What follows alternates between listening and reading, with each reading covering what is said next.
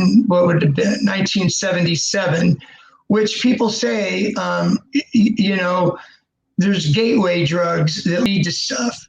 So for me, it was either pot. No, it was either cigarettes, alcohol, and pot. Yes, that's what. Sorry about that. So, anyways, for me, it was marijuana that led to that actually set off the chain of events where it slowly and gradually it ended up me trying heroin. Didn't get strung out right away. I kind of liked the way it felt, except it made me itchy. And before I know it, I was hanging out with a buddy of mine that was an addict, and before I knew it, I had a heroin habit. Wow. So, yeah, and it was. It was when I work at a drug and alcohol program now, and you know, I see clients there and talk to them, and they were heroin addicts, right? And so, you know, they didn't have any motivation for treatment or anything. I says, if you put in half the energy into your recovery right now as you did into your addiction, you're going to be okay.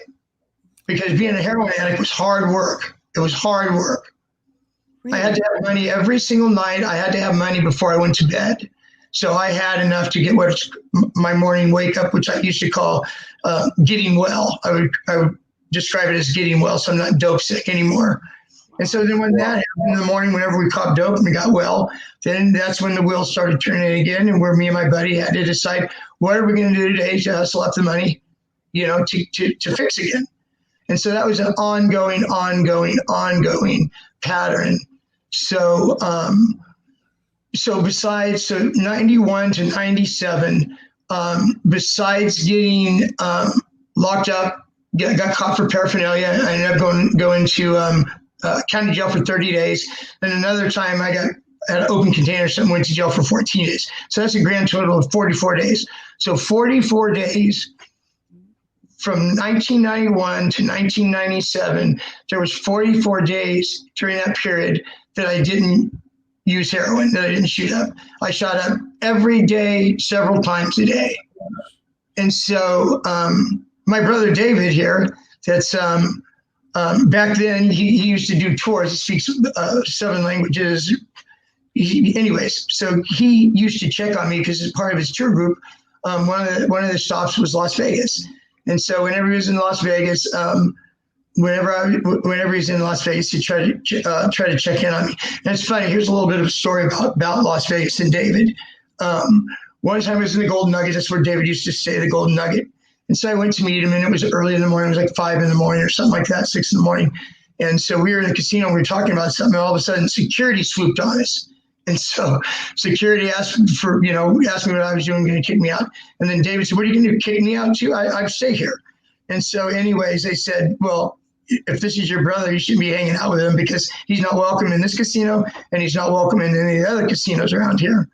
So, so that was very interesting. So anyways, just fast forward away from my heroin habit and how difficult it was and how tough it was, as you could tell, fixing every single day for 6 years straight. Minus 44 days was hard. So what ended up happening with me was I had pain in my chest one day, and me being a heroin addict, I'm not going to go anywhere. I wouldn't even go to the hospital because I thought I was going to be dope sick there, not knowing that they would give me methadone or whatever they're going to give me, or whatever it was they were going to give me to keep me from being dope sick. Anyway, so I ended up in the hospital. I had this pain in my chest. I thought it was my heart. I didn't know. And so it wasn't my heart. I had to end up calling an ambulance for myself, went to the hospital to find out that my left lung was totally full of fluid, infectious fluid.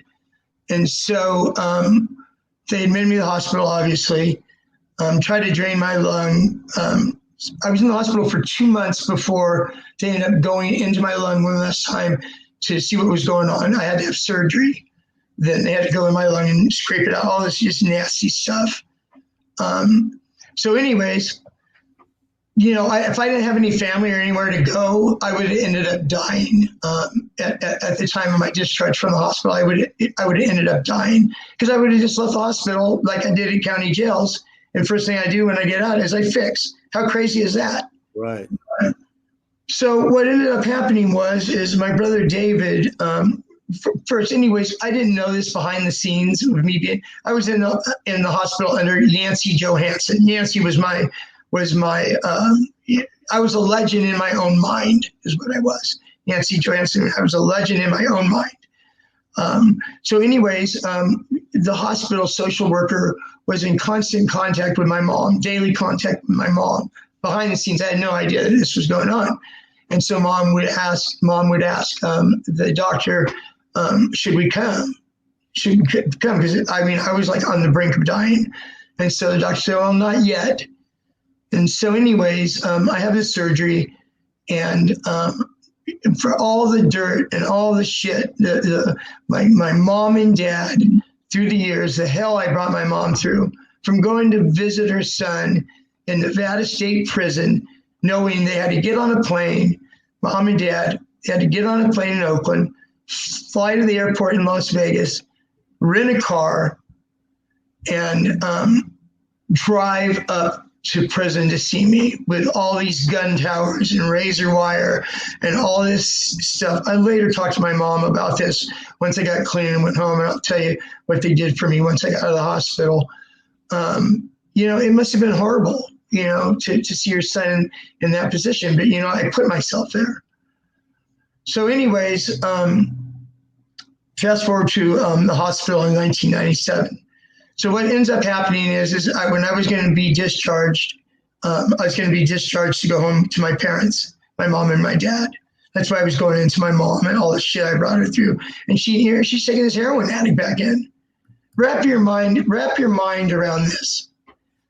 When I got discharged from the hospital in 1997, I weighed 124 pounds. Yep. I'm 6 foot. And I'm 6 foot. Yep.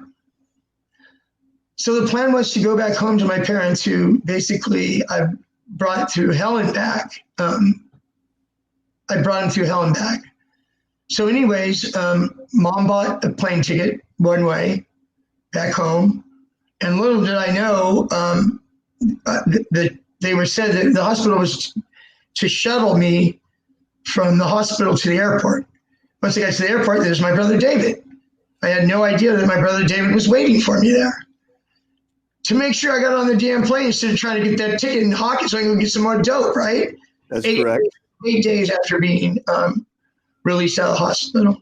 So anyways, they actually had to wait a few days before they put me on a plane because of the pneumonia that I had in the surgery and the pressure, I guess, from the plane.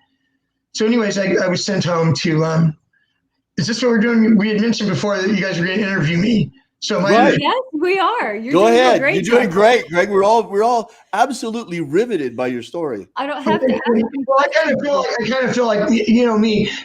Just a little fast forward, a little information for the people out there that might be watching. Hopefully, people are watching this because the end result of this is. There are, Greg. There are a lot of people watching this right now. We are right now.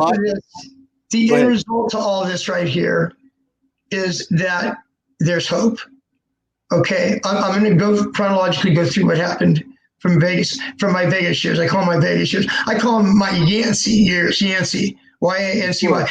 The way I got that handle of Yancey was when I first got to Las Vegas, before I started shooting dope, I just drank a little bit. I was 29 years old, drank a little bit and stuff. Before I got started on heroin, I played poker every single day. And so I was called Yancey because there was a riverboat gambler called Yancey Johansson. That's where I got the name. Oh. So anyways, it's funny because my brother David, when he's seen me after I've come home to get rehabilitated and stuff after Vegas, my brother would bring up the name Yancey. Well, Yancey's gone now. Yancey, you put Yancey to bed when you left Las Vegas. My screen just changed. Is that right? My screen just changed. Yeah, that's right, Greg. We just made you big. Say it again. Made me big? We just made you bigger. You made me bigger. Okay. I like bigger, I guess. It depends, I guess. So anyways, I got on the airplane, and is it supposed to be like this right here? Me being bigger? Yeah, that's correct. I'll take care of it. Just trust it, Greg. Okay. All right. So anyways, I fly home to California. Mom and dad picked me up from the airport, and I come home. Coming home to my childhood house, the only house I have ever known, with some neighbors still in place that were there when I was, going through junior high or high school. And I remember very vividly that Bob Burgess, who was a pastor at a church by where we lived, later on, after I got a little bit more healthy, Bob would tell me, he says, boy, I was worried about you. He says, you looked like death warmed over. Couldn't believe it. He said, you look like death. You did, Greg. When I put you on the plane to the airport, I thought we were going to lose you. You were really, really, really bad off. Well, you weigh, what, 180 pounds now? Yeah. I actually have gotten up. Well, actually, my highest weight since I've been back was 211, which is too heavy for me. But, right. It goes, if you work on it and stuff, you change your body, you change your life, right? That's right. So anyways, David, it's, I didn't really know that and see that through your eyes about that, you thought you were going to lose me. All I had to do was wrap my brain around 124 pounds. And my sick head, this is what my thoughts were when I went back to my childhood home. I thought I was going to go there and get cleaned up and put some weight on and be better and go to Las Vegas or someplace like that, because I'm the kind of guy that I loved the action. I like the action. I want to be in the mix. I want to be in the action. Right. And so little did I know then at that time, I came home. I actually came home May 10th of 1997. It was my parents' anniversary. Today I came home. And so they spent their anniversary, taking care of their son, who just came home weighing 124 pounds. Anyways, let me fast forward. So anyways, I didn't know what I was going to do. I thought that, I was going to go back to Las Vegas and stuff. And as time went on, I started putting weight on and started feeling better and stronger. I realized that I was going to stay in California. So what my next thing is I had to decide what I was going to do for a living and how I was going to support, myself as working in the world. Let me skip back a couple months before that about going and getting back into the workforce. So I'm home now. There, convalescing, going finally whenever I was ready to go out, maybe in public, I went with my dad and went to my brother-in-law Bob, who I ended up coaching Little League with a couple years down the road from now. But I remember when I came home, Bob and another coach, they coached both my nephews. And so they were in the TOC, they were in the Tournament of Champions, and I was able to go see that. And it was really cool and stuff. And so, anyways, around that time, probably, 3 months after I was back, my mom received in the mail, or my mom and dad, what came in the mail was a postcard type flyer. And on it said, "Celebrate Recovery." It's some church that was in the area, November 4th, Celebrate Recovery, and it said groups, small groups, this group, all that. So anyways, it just sat there. My mom, it was on the coffee table in the back room where we watched TV at. So anyways, time went on. I still remember the date vividly in my head. It was November 4th, 1997. And so when we were about a week away from that date, I told my mom, I said, I see that you put this thing here. And I said, there's a reason it's not in the recycle, and there's a reason that it wasn't thrown aside, this stupid, crazy idea that I was going to get clean and go back to Las Vegas or stuff like that, Drug addiction is a very, very selfish, just to maybe draw closer to God. And, I needed that. I needed some type of something to sustain me and to be able to, something I can believe in, outside of myself, or outside this stupid, crazy idea that I was going to get clean and go back to Las Vegas or stuff like that. Drug addiction is a very, very selfish, just a very selfish thing that, we hurt the ones that we love. So obviously I had hurt mom and dad really, really bad. So anyways, I told mom, I says, yeah, we'll go to that. And so she wanted to go with me to support me. She was going to go to support me. Little did she know she was going to get her own help. So the first couple of weeks was kind of like in a sanctuary area where things were discussed about recovery and so on and so forth. And so anyways, they had to like get groups of people, like the group I was going to be in. Greg, before we go on too much, what was it like to see that little thing laying out there that Mom left for you on the dresser there for you to see on the coffee table? It was just like Mom, passive aggressive. Mom was passive aggressive. She was, to the day that she died. God bless her. She died. My mom died this year, and from sticking needles in my arm, that side of my recovery, being a heroin addict, and all that stuff in my past. It's really, really strange, because whenever I got clean, I was home for a while, and so away from heroin and all that. My clean and sober date then of heroin was May 29th, 1997. My mom passed away this year on May 29th. Tell me that isn't a God thing. Yeah. So let me back up a little bit now. Where we were. Okay, we had to celebrate recovery. Mom was the key to your recovery, really, wasn't she? Mom and Dad, Excuse me. What would you say was it that was really the key to you turning things around? Going to celebrate recovery, probably getting close to God, going to those groups, individual groups and stuff. And little did Mom know, there were several groups there that Celebrate Recovery was from. It wasn't just chemical dependency or sex addiction or overeaters, eating disorder, all the disorders that you can imagine. I mean, they can only have so many groups, but Mom's was codependency. Right. And so while I was going to my chemical dependency group, Mom was going to codependency group, and it was really good for her. It was really, really good for her. And that was my turning point then, was whenever I went to Celebrate Recovery. Greg, can you hold on just 1 second? I'd like to welcome the people on YouTube, on our YouTube channel, that are watching us, that are here now. I'm really, really sorry. I forgot to turn on the event earlier.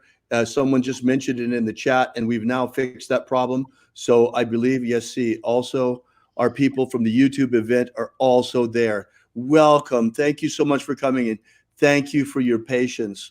We'll be restreaming this again. I'll download it from somewhere else so we get the full video, including this part. So Greg, this is Greg Griffin, my brother, who's here with us. He's been telling us his life story.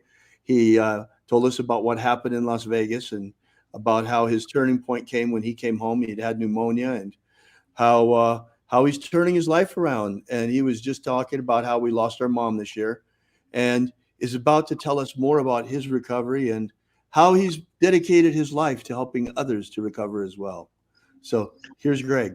Okay. I was just mentioning that when my mom died this year on May 29th, it was the same date where I stopped sticking needles in my arm, pretty much. So it was very, it was a God thing that things happened at that, in that timing of it.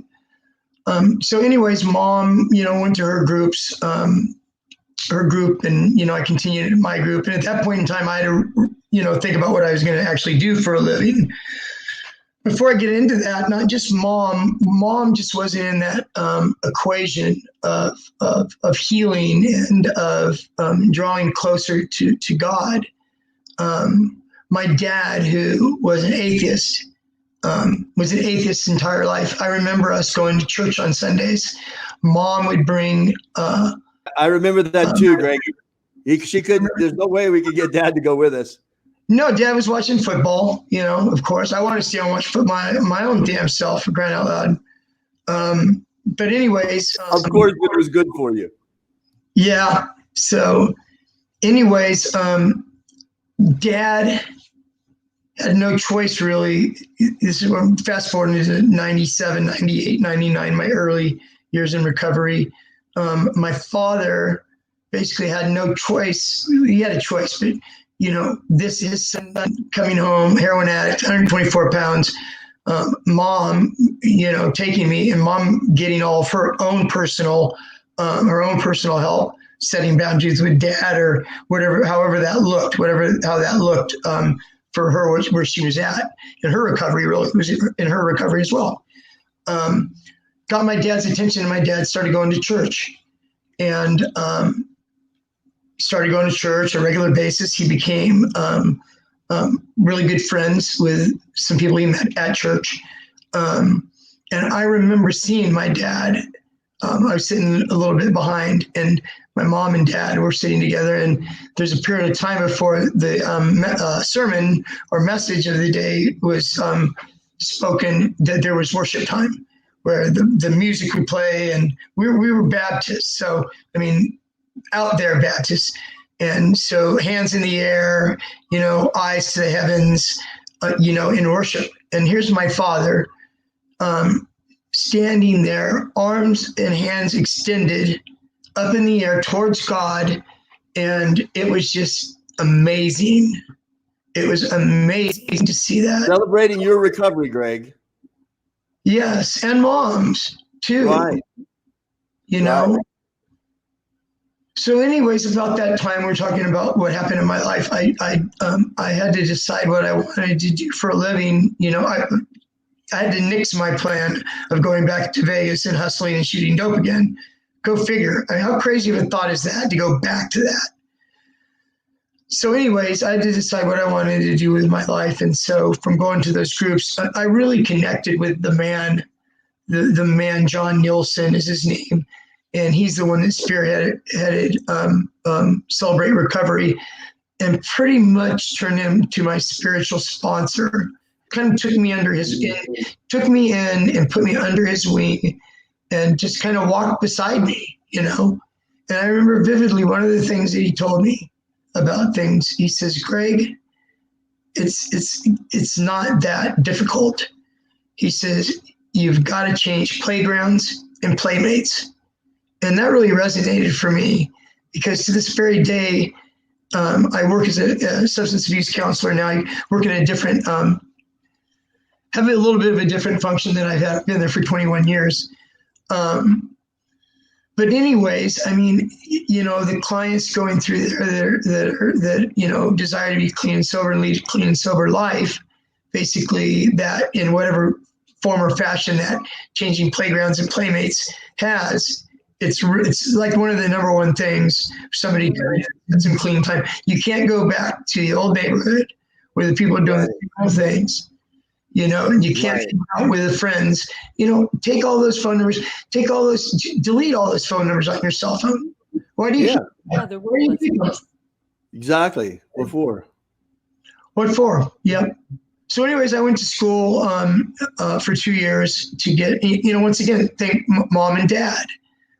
They paid my way to school, for me to be able to get a career and move forward in life, and which I'm really, really grateful for now. And so right now I'm at the point where I'm fast forwarding. I'm almost to the point where I'm going to maybe be done with my story here in a second. And you can take it from there, David and Leslie. But anyways, David and Leslie were at our house last. Trying to think. I want to interrupt you for just a second to read you a few of the comments that are coming in, Greg. Okay. Violet Voyager says, my little brother passed and I just get very wide-eyed then. So in a way, his passing and a little divine intervention was a turning point. Hi, Greg. Zeldin Garriga wants to know, was the recovery group based on the 12-step group? Thomas says, let's see. What's up, amigos? Elmar says, I'm also in recovery, clean from heroin and crack for over 20 years. And Synthetic Future says, he's speaking of things many of us have gone through, rich, emotional, and valuable experiences, charismatic backgrounds, JW, etc. are common in this path. Me too. Mom and dads are so wonderful. I was always abstinent for alcohol, drugs, and to a certain amount. Also for sex. I get psychopharmacia for free a lot. So when I was diagnosed with schizophrenia. So Greg, there are a lot of people that are here right now and that are hanging on your every word, and they're finding hope in your message. What would you say to them, those that are here today and that are feeling hopeless right now? There is someone right now, for sure, out there who's using and feeling hopeless and is here looking for a way out. What do you have to say to him today, Greg? Well, today at this very moment, looking for some comfort or looking for some place he can be to where he doesn't put himself in a position to drink or use today. This is mixed in with the question about the 12-step programs. This is a mixture of that. The thing about 12-step programs is they're out there. They're every day. They're several times a day. I know just from AA and NA, they have pamphlets and flyers, or you can get on the phone actually and call Narcotics Anonymous hotline or Alcoholics Anonymous hotline, and they can tell you where a meeting's at. When is the next meeting in your area? If you got to drive 30 miles, you got to drive 30 miles. How many times have you drove 30 or 40 or 60, 100 miles to go get dope, Right. So, my suggestion for the time being would be find a 12-step meeting and go. You just don't drink or use, or if you did use a little bit, you can't share. You can't share anything if you're under the influence. But you can go there, you could raise your hand, you could say, I'm an addict or I'm an alcoholic and I'm struggling and I need support. I don't know what to do. And I guarantee you, somebody's going to come up to you after the meeting and talk to you. Right. I think as a daily reprieve, that's what I would suggest.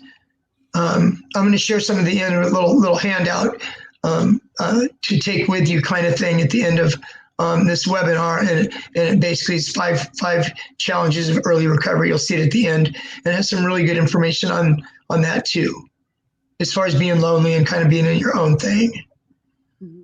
Wonderful, Greg. What was you said? There was another question. Was it the 12-step? What was the question about 12-step? Well,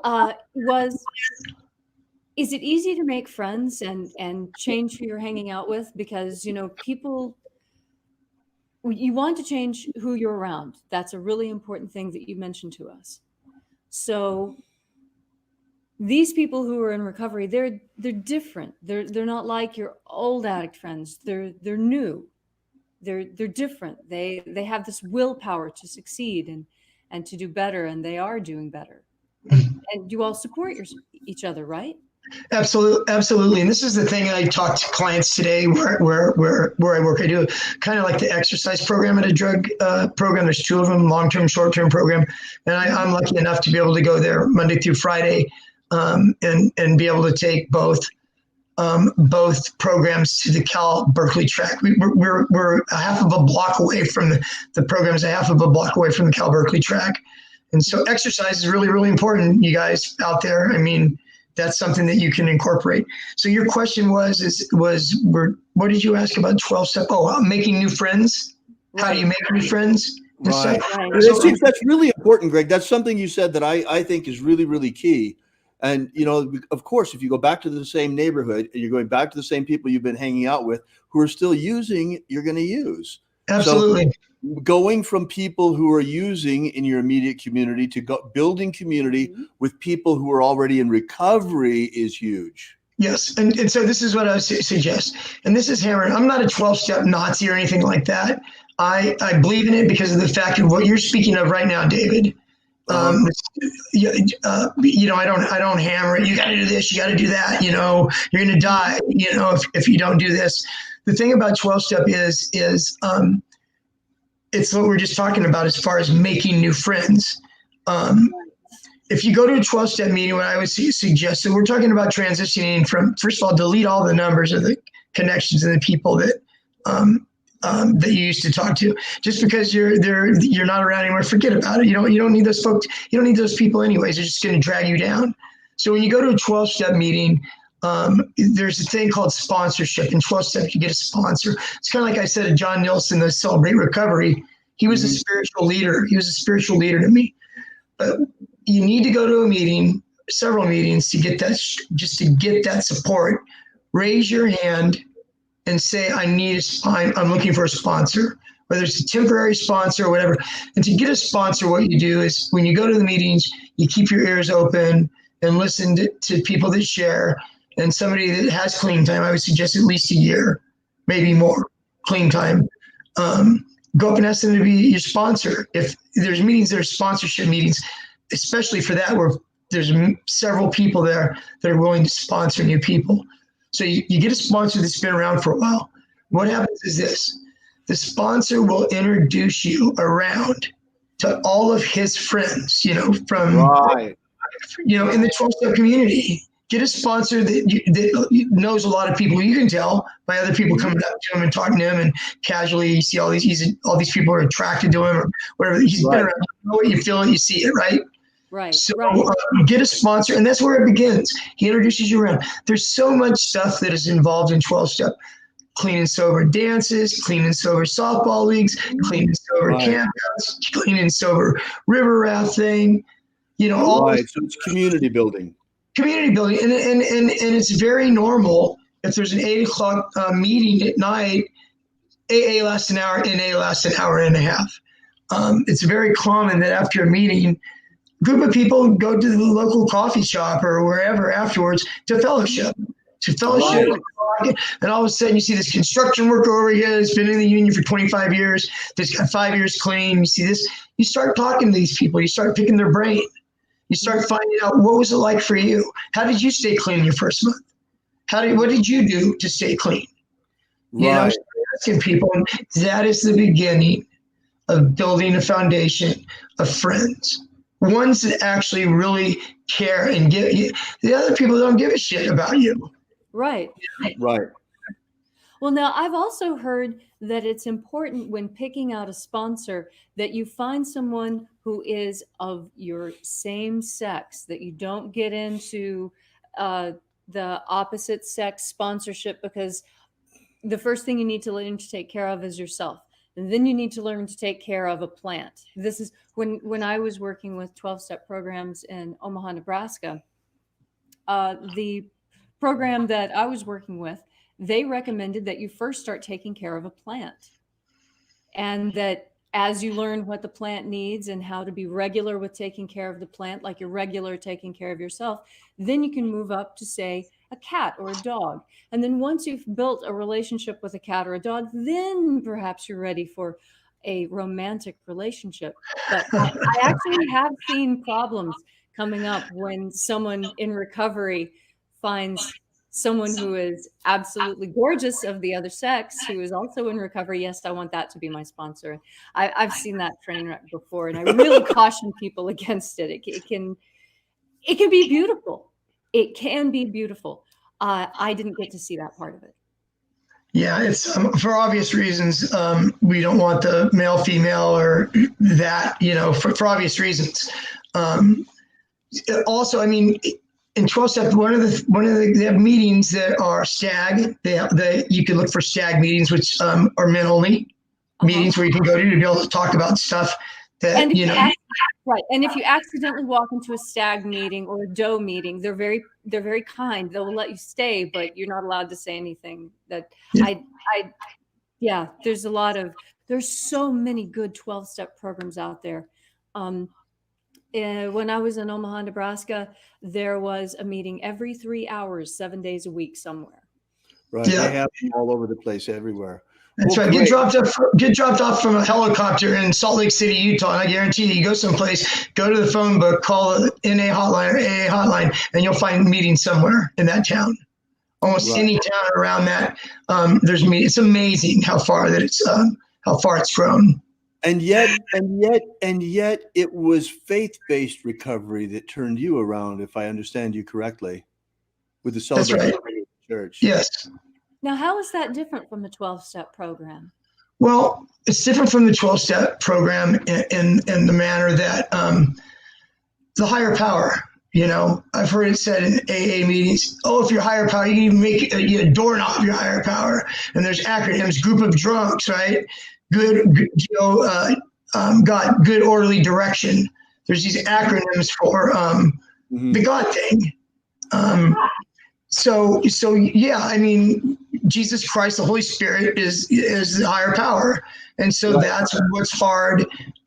That's what's some people get stuck on the God stuff because it's all over the place.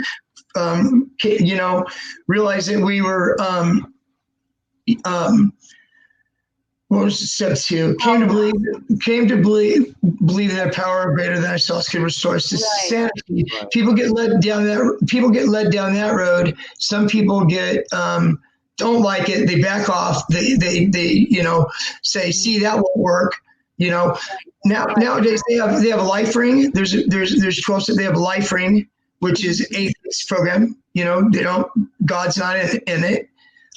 There's it used to be called Rational Recovery. Now it's called Recovery Dharma, which is a Buddhist 12-step meeting that they have. They have MA, Marijuana Anonymous, CA, Cocaine Anonymous. They have all of it. And then venture outside of drugs and alcohol, Overeaters Anonymous, Gambling Anonymous, because it's been proved to have worked. The thing, it's not a bad path or a bad way to live your life in general, even if you're not an addict. Wrote down an inventory of, everybody that, I've hurt or harmed, in your life and willing to make amends to them. Not a bad idea for just right living, to live your life the right way. Right. You go back and you make amends. I had to do a lot with my mom. We would come home on a Tuesday night from Celebrate Recovery. She had her own stuff going on. I had my own stuff going on. I would pull in the driveway and the engine was turned off. And, I told Mom, it's a fucked up message I got when I was a kid. Children are to be seen and not heard. We received some fucked up messages. We received some messages that weren't okay, growing up. And, she wanted to argue a little bit about it with me. And I said, you know what, Mom, I don't want to argue about it. I'm just saying it because, it's just been on my mind. And we talked about it in my group and stuff like that. I don't mean to be attacking you or anything like that.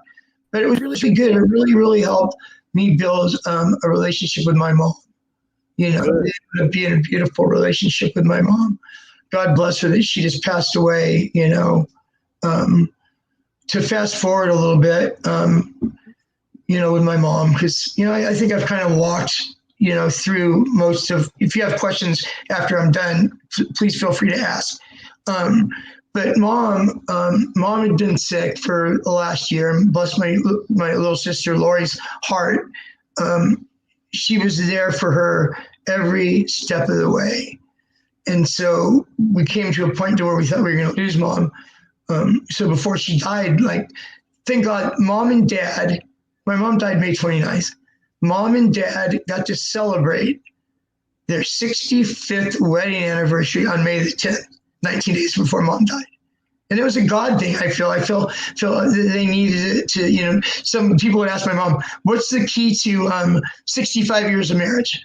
My mom would say, separate beds. Separate beds, Mom said.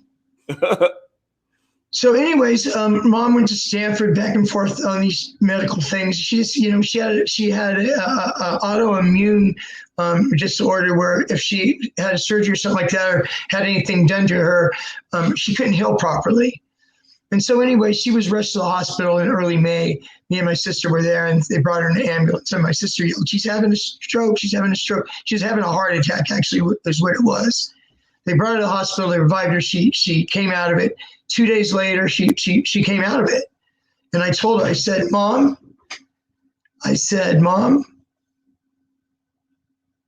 I got to feel what it felt like for you to die, because I thought you died. And I said, from this moment forward, you are now my bonus mom. And she loved that, the bonus mom, because she was, and it gave me an opportunity, those last few weeks, to really love her up. I loved on my mom. Love on your family, They're not going to be here forever, And so now we're at a place where, my dad, 65 years married to my mom, currently my father, he's having a hard time. 65 years, and he's got some dementia and stuff going on, And so I'm there for him. I live with my dad. I help take care of him with my sister. And so anyways, I had a moment with him an hour and a half ago, 2 hours ago. It was a touching moment for me. before, I always usually leave a note to tell Dad where I'm at, where I'm going, when I'll be back. I put my phone number there and Lori, because he's got a little bit of dementia. And, we have a new thing with area code. You got to dial the area code, even in your same area code. You got to dial the area code first and the number. And so we have to write that there and remind Dad that, we should do that. So anyways, this was at noon. So around 11, I was taken off from the house, and I went in. My dad was in bed. And I told Dad, I says, I'm going over to Lori and Bob's right now. What are you going over to Lori and Bob's right now? I said, I'm going over to Lori and Bob's right now because David and Leslie are going to interview me, or I'm going to get to share my story a little bit. By the way, whenever I found out, I think it was last Thanksgiving, that I was going to be able to share my story, when I was invited by David and Leslie to tell my story, it excited me. It excited me. And I said a prayer before I came in that if it could impact just one person, it would be successful. So I told Dad. Okay, you've impacted more than one person, brother. There are a number of people here. I can feel the Spirit of God moving on people through your words, Greg. There are people that are going to be touched. They're coming out of this, watching this different today. I can guarantee it. That's good. That was the hope. That's the hope. That's the hope. So anyways, I told Dad, I said, I'm getting interviewed by David and Leslie, telling my story about, my addiction and heroin addiction in Las Vegas and stuff. And I got teared up and just went over and I just hugged my dad up and just told him, thank you for all the stuff that you've done for me. If it wasn't for my mom or my father, I'd be dead right now. I truly believe that. And so, sobriety is a wonderful thing. Oh, Greg, it's so beautiful. And we're so pleased that you will share this story with us. I'm sure that there are a lot of people out there who have similar stories, but they don't have the confidence that you do to share this story. Thank you, Greg, for making yourself so vulnerable. There's so many people who are looking for help and looking for hope, and you being so honest and so open and so vulnerable is opening the way for people right now in this very moment. Because they can see that you are like they. And you're not a bullshitter. It's like there's no lie in you. Doesn't exist at this point. Not anymore. When I used to sell the phony jewelry on the streets of Las Vegas, there was a lot of bullshit in me. Oh yeah. That was Yancey. That was Yancey, yes. Not Pastor Greg. Yeah. And a lot of it too is like Bob's in the room with me right now. Bob is the computer guy, and my brother-in-law, I love him to death. And my sister Lori, it's just, and then Dad at home. I mean, I'm surrounded with, love and friends and caring and all that. And it's what life is all about, is relationships. Absolutely. And stuff. So for those out there that are struggling, I mentioned the 12-step stuff, when you pick a sponsor, pick somebody, you got to remember there's going to be a part of vulnerability to you as you work the steps with your sponsor. Find somebody that you feel like you might be able to open up with and share. Because I'll tell you what, in sharing your hurts, habits, and hangups with somebody, there's power in it. To be able to name it and say it and put it out there and process it with your sponsor and move through it. There is so much there's so much power in that you let it go. You let it go. It's gone. It's the past. Move forward, So yes, any questions? Are we going to open up for questions or anything, David, with anybody? Or are we set up to do that, or in the chat? Or are we going to be able to open up with anybody to share? Yeah, we will in just a second, Greg. Okay. What else? All right, do you got? I'm going to take a look here and see if we've got. If we have, all we can do is read their comments. If you have questions, be sure and post them in the comments. Okay. In this platform, we can't have them join in with us so easily. Maybe next month. Maybe in next month's webinar. The next time, Greg, that you want to come here with us, we're going to do this in a group setting where people can also talk to each other. Mm-hmm. Today we thought it was the best is to do this because you'll reach the largest audience. A lot of people will hear about this, and and will be moved by your message, I'm sure. And one of the things that I would like to mention is, we've talked about Buddhist recovery, atheist recovery, 12-step recovery, Christian recovery. There's also pagan recovery for those people who don't feel comfortable with any of the above that have been mentioned. That's right. And there's also magical spells that go along with recovery. And there's Buddhist mantras that go along with recovery. And you've described exercise programs that go along with recovery. It's huge. Exercise. If I could give an addict that's recovering two traits or two things to gravitate towards. One of them would be exercise. Exercise, where you elevate your heart rate. I was a marathon runner, so I'm privy to the aerobic stuff. But it's so good to go out there for anxiety. For a lot of reasons, it tense those muscles up to get out there and breathe. At least 25 minutes to be considered really a workout. Walking, right. Brisk walking is very, very important. And then the number two thing is humility, the ability to be able to be humble. And humility is not thinking less of yourself. Humility is thinking of yourself less. That's a beautiful way to state it. Because I think a lot of people get hung up on humility as a way of beating up on yourself or self-depreciation. No, it's not thinking less of yourself. It's thinking of yourself less often. And I mean, this is number two. I mean, might be my top 3. I don't know, but it's just a really, really good thing. You're going to a meeting, you're raising your hand, you're getting a sponsor that you can connect with, right? And you're doing this stuff. Being humble and being that's a big one. Being teachable. To be open and willing to hear stuff and suggestions on, what you should do or could do or think about doing. Because I'll tell you what, guy, it didn't work our way, right? We tried it our way. It didn't work. So, look for another way, and by being humble and teachable, I think that you're on your way. Wonderful, Greg. There's one thing that I would like to ask you about, because you mentioned this in your written biography when we were putting the page together for recovery. And that is the role of adrenaline. Are we talking about the addiction, about getting involved in addiction? Because are you referring to part of my autobiography? Okay, well, let me just put it this way. I know you pretty well, Greg. I've known you through this whole process.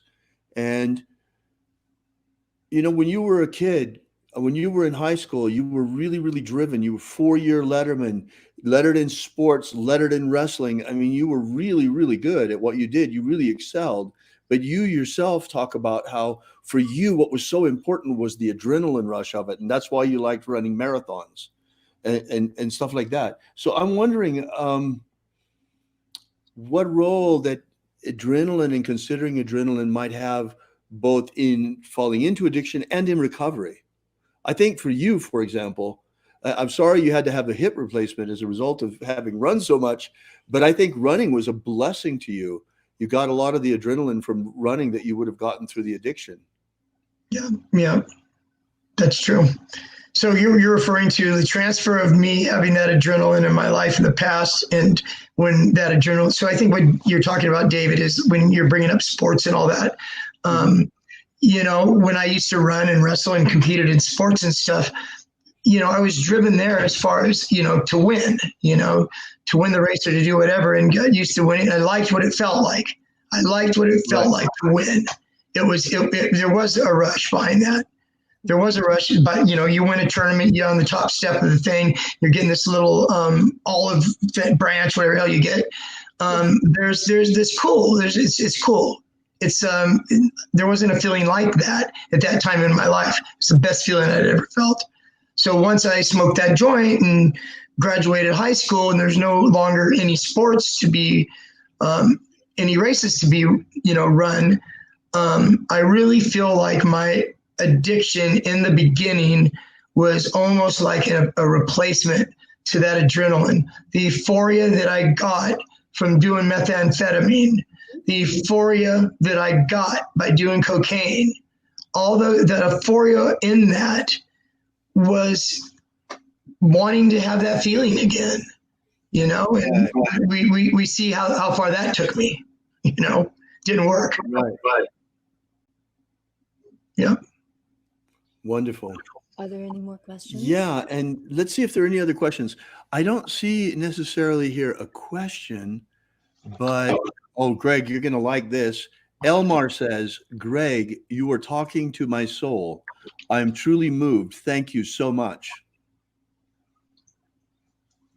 Excuse me. That's quite touching. Wonderful.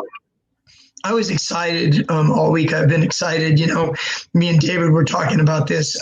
We've been talking about it for a while.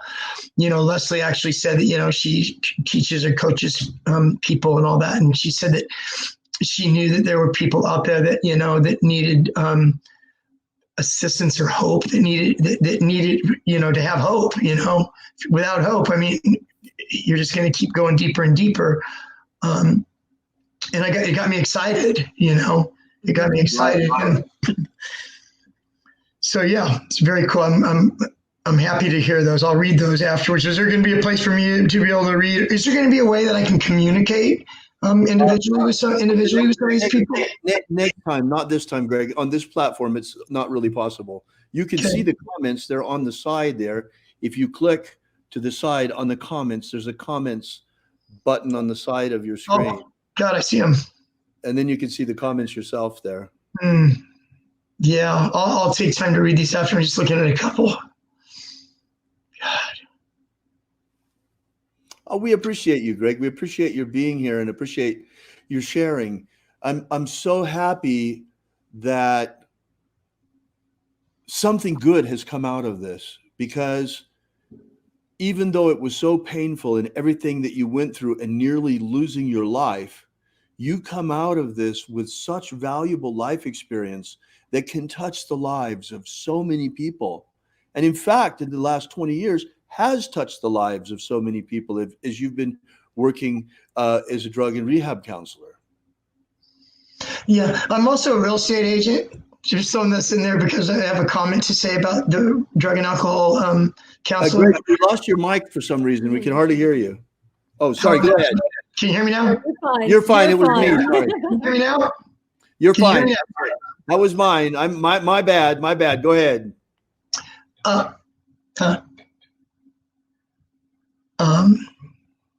forget what I said.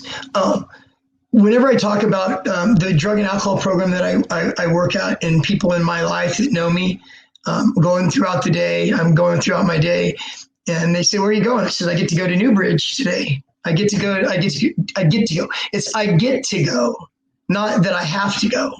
I get to go, because it's special, in my heart that I get to be able to go and do this and interact with the clients and talk to the clients and instill that hope and stuff, because they are me. They are me. Right. And I see that, somebody was leaving the program the other day, and I asked one of the clients, I said, who does he know? I mean, who's he close with? He's close with this person. He's close with that person.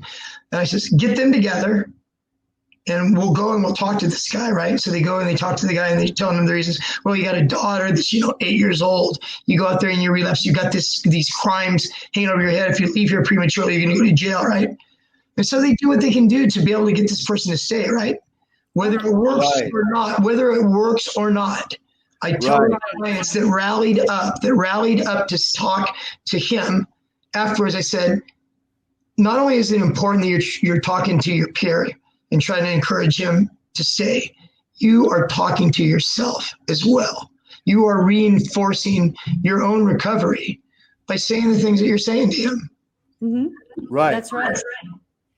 You know, we talk about that pretty frequently, David and I, that when you really get down to it, if this is all God, all of it is created, and it is all one.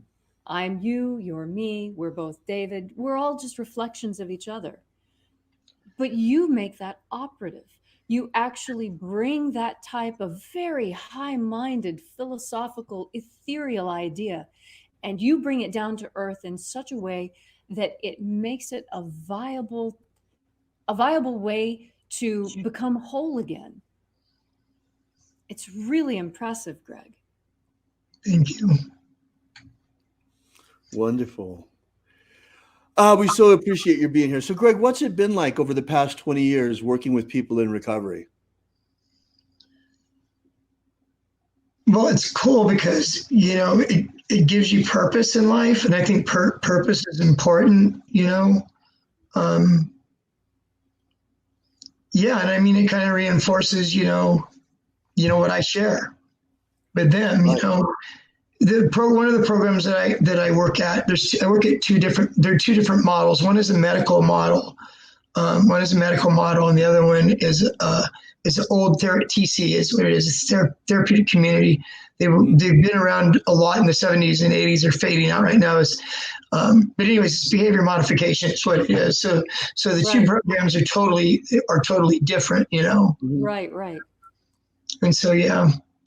So it's good. So I mean, when I was working with that model, it was important, especially in the therapeutic community. Role modeling is very, very important in a therapeutic community. Right. So you know, you don't want to do what I say. You know, it's more do as I do. So the way that you dress, you know, the way that you interact, you know, you do it in a way that you're role modeling for them, in a way that if they're able to do this on a daily basis, they'll end up hopefully living their life that way.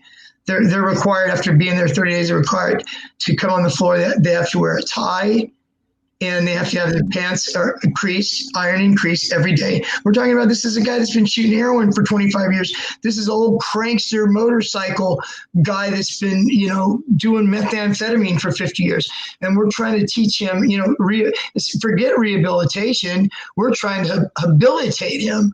He's never been habilitated.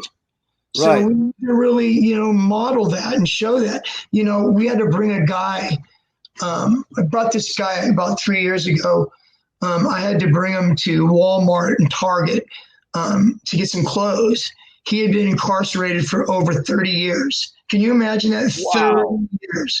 So he's lost cell phones. You kidding me?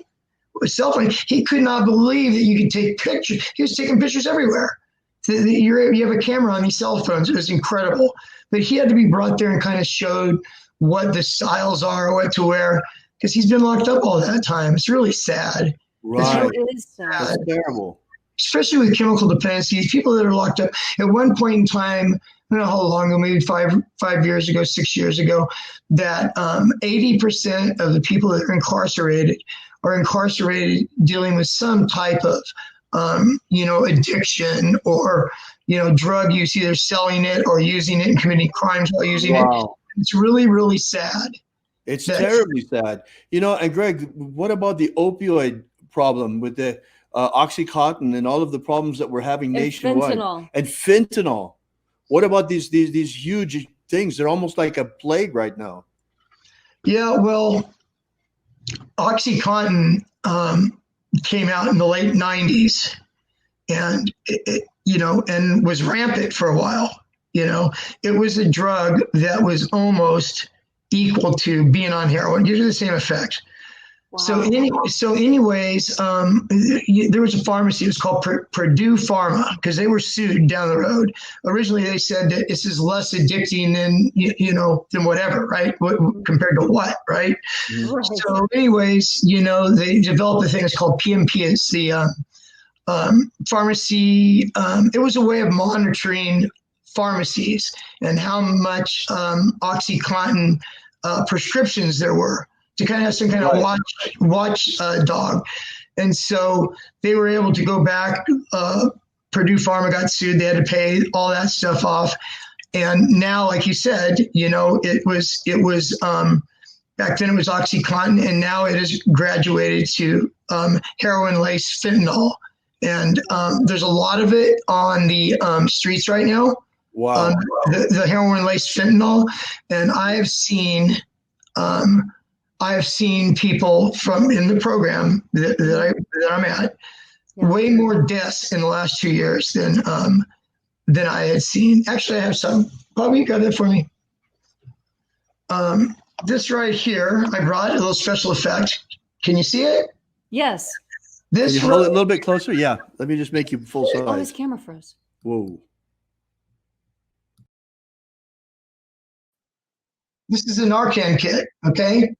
And what Narcan is paramedics use it in emergency rooms. Your camera froze for a minute. Can you hold it up again, please? You see it? Is that good? Yeah, it's good. Thank you, Greg. So now what's happening is anybody that gets a prescription of opioids, Vicodin, OxyContin, methadone, fentanyl, whatever they get at the pharmacy, they have got a new thing where they give you a prescription for this, and you've got to fill this prescription to have this kit. With the program I work at now, upon discharge, whether you leave treatment against staff advice or whether you successfully complete treatment, for all opioid users, they are sent away with a Narcan kit in hopes of whether you use it on yourself or somebody, you have it on you, and if somebody that you know is OD, it actually has a little, just so people kind of get a little bit of a thing. And look at everybody. If you're an opiate user, or you know somebody that's an opiate user around you, there's always relapse. There's always overdose potential, and this is simple. Can you see this? Yes, we can see it. This is nasal, okay, which is easier than Lineage. They have Narcan in this little nasal spray. There's somebody around you overdoses. You take this sucker and you put it up their nose and you squeeze down on it. And it takes you out of that. Hopefully, it takes you out of that overdose. So the good thing is the streets, besides heroin-laced fentanyl or fentanyl. Oh my God, that they have to do that now. Oh my goodness. Well, so I mean, heroin-laced fentanyl or fentanyl-laced heroin? You mean heroin-laced with fentanyl? Oh wow. Heroin is laced with fentanyl. And that's how all these people are ODing nowadays, because they don't know what they're getting. So what's happening now is it's like methamphetamine. All this. You got these backdoor chemists out there that aren't chemists cooking up this concoction with the right ingredients and stuff to make fentanyl. And what they're doing with that is they're lacing heroin with it now to make the heroin supposedly more potent, But what they're doing is people are dying. Right. And so people that are cooking this, mind you, fentanyl is 80 times stronger than morphine. So that is strong. So you can imagine you're going to trust this backdoor chemist making this fentanyl stuff that they're going to lace the heroin with to, stick this in your arm. And that's what's happening. That's what's happening there. It's crazy. It's crazy how it's happening. You look around. Sad, very sad. Yeah, look around the streets. Go to San Francisco, go to Oakland. This is my area that I live in. And you have all these homeless encampments and stuff and all these people that are strung out. That's why these Narcan kits are so important. Whether it's for them or somebody else, and whether if you lose it, they're out there. The more of them out there, the more lives can possibly be saved. Right. It's not a solution, but at least it's something out there that will help. Wow. Yeah. Wow, that's amazing, Greg. Yeah, wow. It's crazy. I'm really sorry to hear that that's what's going on. It's really, there's so many. I don't know. What do you think? I mean, of these homeless encampments, what's the percentage of people that are addicted there that have some sort of substance abuse issues? Over 50%. I would probably say 75 to 80%, but I don't know for sure. I don't have any statistics or anything on, but way over 50%, I would guess. I mean, what are you going to do? You're living in what are you going to do? Especially alcoholism too. I mean, drinking, a 40, getting up in the morning, drinking a 40 ounce, you call them 40s, 40 ounce, beer, whatever the case may be. There's some form of addiction involved in that. Mm-hmm. Right. Well, let me see, Greg, I'm going to check the chat here. Let's see if we got any questions for you. Yeah, Elmer says here in Thunder Bay, we have the worst opioid problem per capita in Canada. May God bless you, prayer.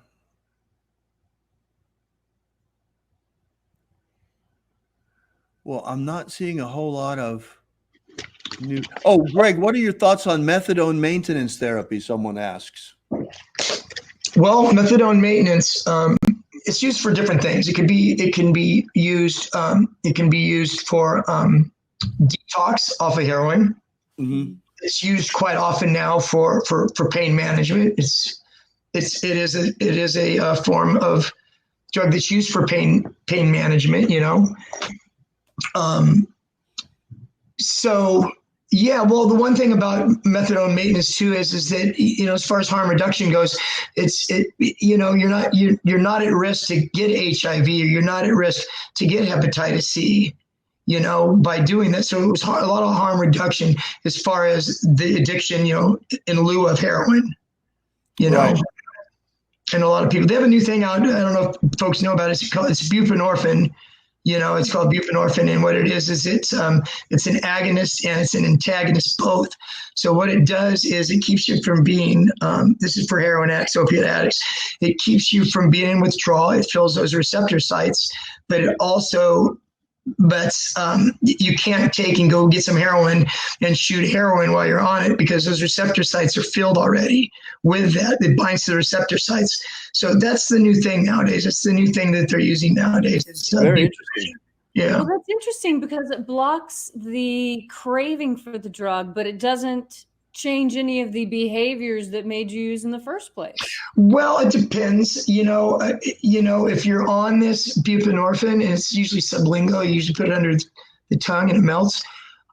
If you're on that in lieu of heroin, it could really impact the person, because you don't have to go out and hustle every single day. Like I said, I had to get my morning wake up, my get well shot in the morning. Then I had to get my afternoon get well and my evening get well, and as many get wells I can get. Right. More. I was addicted to more. Right. I want more. Right. Yeah. So you said, what does it impact? I think it impacts criminality. There's less crimes because this person doesn't have to go out and steal or a woman prostitute or do whatever it is that you needed to do to get your money to shoot heroin. So you have this already. Same thing with methadone too, for people that are using it for maintenance from heroin, that it cuts down on the criminality, which is good, right? Right. As far as compared to what, right? Right. Better a poke in the eye with a stick than a poke in the eye with a sword. That's right. So where are we at right now, Duma? Well, Greg, it's about time for us to start wrapping up. And I know that you had a handout you'd like to share. Can you share that with the screen share? Yeah, Bob, can you help me? My brother-in-law, Bob, is the technician. Here we go. Yeah, I know. Let's see if we can bring it up. Okay. That's page 1, and if when I get ready to switch, I can let you in. Right. So we've got the item up.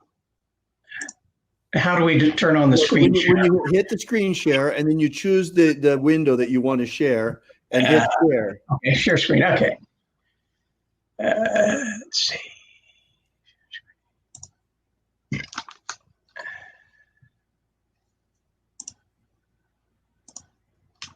Okay. Got it. There we go. Yes. There it is. We got it. Hang on just a minute. There we go. Perfect. There we go.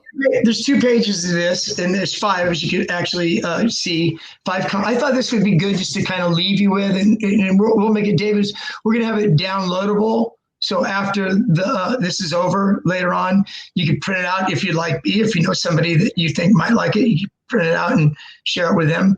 And so what it is so 5 common. I wanted to give you something to walk away with. That's could be. It will be up tomorrow at alphaomega.church/download. It's not there yet, but it will be up there by tomorrow. alphaomega.church/download. Okay, so 5 common challenges in early recovery. Yeah, I'm not up on the screen. Is it okay? Am I up somewhere or no? Well, you're here. You're here, Greg. You're on the side. We see you. You're on the side. Okay. So these are things that are challenges for anybody in early recovery and anybody now that's thinking about, wanting to be in recovery and cut loose. So let me read briefly. Everyone who attempts to stop using substances runs into situations that make it difficult to maintain abstinence. Listed below are the 5 of the most common situations that are encountered during the first few weeks of treatment or attempts towards treatment on your own. On the outside, if you're deciding to try to quit substances on your own. Next to these problems here, not only we're going to illustrate what the problem is, also there's some new approaches or some thoughts, just thoughts to kick around in your head to say, yeah, that makes sense. Okay, so this is good because we discussed this one already. Friends and associates who use, okay? You want to continue associate the problem is you want to continue association with old friends or friends who use. Okay, new approaches. We talked about this already, right? Try to make new friends at 12-step meetings or mutual self-help groups. Participate in new activities, hobbies that will increase your chances of meeting people. Once again, the thing with the 12-step, you're meeting these abstinent people. Plan activities with abstinent friends and family members. Where are you going to meet these friends, these new friends? 12-step meetings. Okay, then there's anger, irritability. So it talks about a little bit about that. 3 is substances in the home. It's very normal. I do an intensive outpatient group, which is they're not in a residential setting. They come, 4 nights a week for 3 hours in groups and stuff. And it's not uncommon to have a gal in the group that has a husband that whether he drinks alcoholically or not, he drinks nevertheless. And so it's hard to have somebody going back to a home that has beer or wine in the refrigerator or hard liquor around. It's tough. So what are the approaches? Get rid of all drugs and alcohol. Go figure, right? Ask others from using and drinking at home, which is true. If you have a partner that drinks or uses at home, and you're in treatment yourself, have a conversation with your loved one. Let them know that it's too hard on you. It's too much of a struggle to have that around. Can you go to page 2, Bob? Use your down arrow. Right here. Yeah. Okay. And the last 2 are boredom and loneliness. A lot of people feel this way. It's like when you're using, like when I was using, there was a lot of stuff that went on in my life other than using the drug. There was all the excitement of getting over and doing this and doing that it became boring. Life became boring and you're lonely. So stop substance use often means that activities that you did for fun and the people with whom you did them with must be avoided.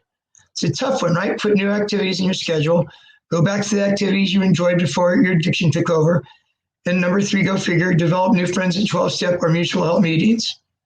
Okay, and then the last one, number 5, I run across this all the time. We just went past Christmas and New Year's. And I remember when I first came home in 1998, 1999, and 2000, on New Year's Eve, I made sure my butt was in bed, ready to sleep at 10 o'clock in the evening. Because good idea. That was my new approach, right? My new approach was to go to bed. Because New Year's Eve for the most part is a party holiday. Okay, parties, dinners, business meetings, holidays without substance use can be difficult, okay? So what do? Have a plan for answering questions about not using. I always recommend, a seltzer water or a 7-Up, and having something in your hand even, you know what I mean? That you have that oral type. Right, water, Martinelli, something to say cheers with. Right. That's right. And you know what? In the world today, if somebody doesn't drink and they're drinking a Perrier or a Crystal Geyser or whatever, that's, some people that's looked at favorably sometimes by people you don't drink. Start your own abstinent celebrations and traditions, you know? Right. Have your own transportation to and from events, okay? And leave if you get uncomfortable or start feeling deprived. To add to that right there, to add to those special occasions or any occasion, be it, you know, a wedding, a birthday party, whatever, I recommend for somebody going into this in recovery to bring a clean and sober friend with you that you know you're close to as your support, you know, Right. and to hang out with you. So you have that. Or develop a plan, like it said earlier. No going in that if this happens and this happens, I'm just going to leave. You know, I give myself permission to leave. Right. So Right. put together a plan. That's a big one right there, number 5, special occasions. Right. Yes, it is. Right. It's huge. It really is. So there's some That's questions huge. here on the bottom of, you know, the 2 questions are some of these issues likely to be problems for you in the next few weeks? Which one? How will you handle them? So what it's doing is having you identify what's coming up. You know, I identify that, you know, my wife's birthday's in 3 weeks, whatever it is, and how will you handle. So craft together a plan. Put together a plan. What do they say? What is it? Failing to plan is planning to fail. You know, Right. so plan ahead on those type of things. This was really wonderful, David and Leslie. I really, really enjoyed this. It's funny. I want to share with. How do I click off this, Bob? Yeah, let's turn off that screen share now. There we go. I got All it. right. I got it. We're good. Oh, Bob's pulling mine up too. We're good. Okay. Greg, the screen is yours. Okay. Let me see what I know. I lost my train of thought of what I was just going to say. So, anyways, I guess in closing, you know, thank you for thank you, David and Leslie, for giving me the opportunity to do this. It doesn't get any better right now as I'm feeling this and I'm saying this right now to the screen right here and reading some of the comments. Some of the comments that were there. This is just a beautiful, wonderful thing for me to be able to do this, to be able to share my story with somebody. Am I perfect? Heck no, I'm not perfect. Do I still have issues? Heck yeah, I still have issues. It's called the human condition, for crying out loud. That's right. And I got my brother-in-law, Bob, that did this computer stuff for me and pulled these up. I love him to death. He's been so supportive through all this with my dad, you know, taking care of my dad. And, you know, I told my sister to go back to mom and dad, you know, the bonus mom and all that with my mom. I tell clients at work, they found out that my mom had passed and, you know, they give me their condolences and stuff. And I said, you know what? I said, after all the stuff that I've done in my life and lived, me and my sister were there every step of the way with my mom. And I told my sister, I said, my job right now, I live with my dad, so I'm caretaking with my dad. My sister co does that, and my brother-in-law Bob does that too. I told Lori, I told the clients, I said, you know what? I could not have had more resolve and a better sense of closure with my dear mother when she went. And my goal is to do the same exact thing with my father. That's great. Thank you so much, Greg, for coming here and sharing your experience with us. Everybody here really, really enjoyed it. I know they did. And, you know, I want to make a quick announcement just before we go, Greg. And that is that today is the beginning. This is the kickoff. This live event is the kickoff of Alpha Omega's new recovery program. Now, my brother is going to be doing, you know, coming back here and doing pastoral counseling and doing groups. This is not the last time that he's going to be here. Next time, we're going to try and have something that's a little bit more friendly to interaction so that you can interact more with Greg, those of you who want to. So this is going to be a monthly thing. Greg is, at this point, committed to come once a month, and we'll see how it develops after that. So anyway, if you're not on our mailing list yet, you should be. You need to get there. You can sign up for it by getting our free download at thescienceofmiracles.com, for example. And you get that download and you'll be on our mailing list, and we'll let you know when the next one is and what's going on. We're planning on having something every third Saturday of the month. So we kind of got this carved out for Greg. All right. Well, Greg, thank you so much for being here. We really appreciate your being here, and we'll see you. Bye, Greg. God bless you. Thank you so much. Well, let's get a good party shot at Greg there. Bye, everybody. continued. All right. And to everybody else, remember, what is it? Have faith and expect a miracle. Thank you.